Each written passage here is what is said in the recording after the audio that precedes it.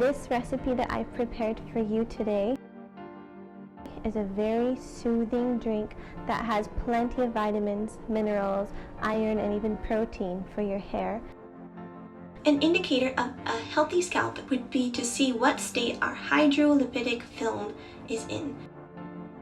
As you're well aware, there are certain vitamins and minerals that we should have in our body which help our hair to be healthy and strong.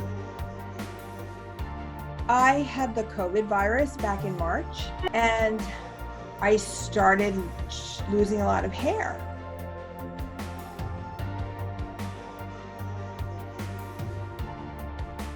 I have a wonderful juice recipe that I wanted to share with you today.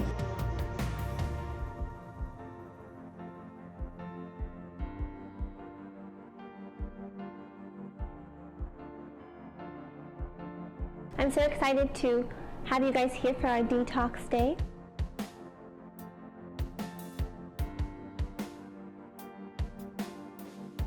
Now guys, every single smoothie or juice that you make, this is my secret. You can turn it into a hair mask.